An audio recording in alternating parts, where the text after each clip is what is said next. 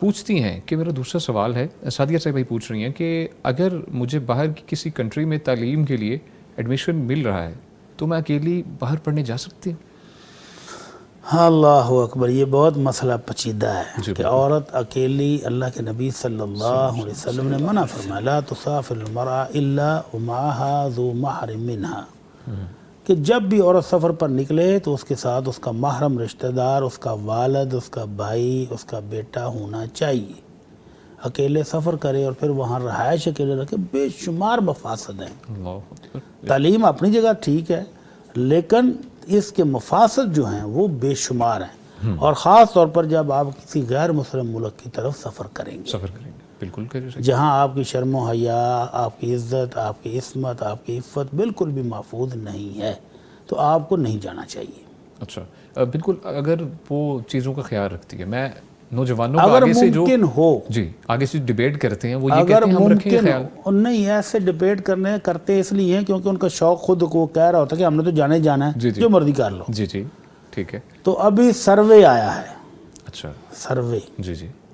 کہ جن لوگوں نے ایک عرصہ پہلے غیر مسلم ممالک کی طرف سفر کیا، یہ اتفاق سے ایک بہت بڑے علمی گھرانے کی خاتون نے سروے کیا ہے۔ اچھا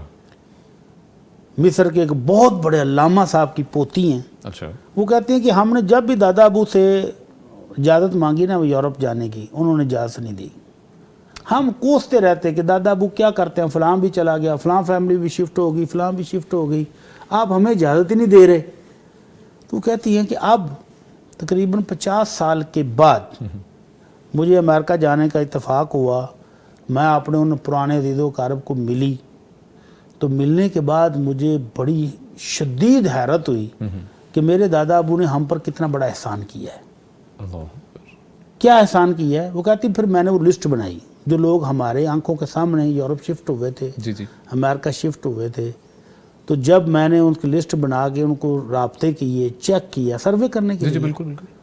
تو مجھے پتہ چلا کہ ان کی وہ نسل جو یہاں سے شدید پکے مسلمان گئے تھے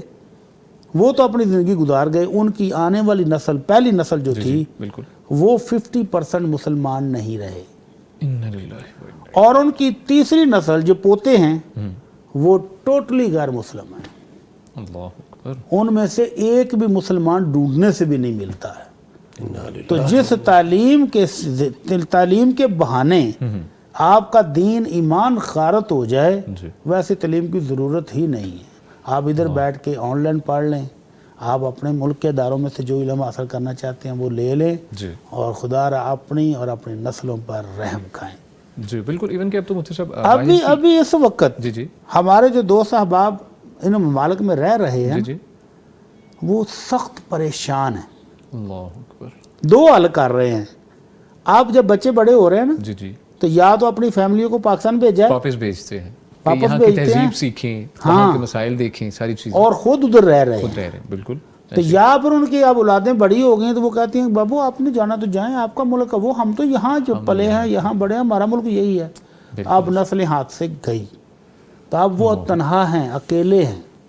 تو اس المیہ سے بچنے کے لیے یہ ضروری ہے کہ اپنے دین سے، اپنے ایمان سے، اپنے مذہب سے جمے رہیں، اور اپنے وطن میں رہتے ہوئے جو میسر ہے اس پر گزارا کر لیں۔ ایون کہ مفتی صاحب اب تو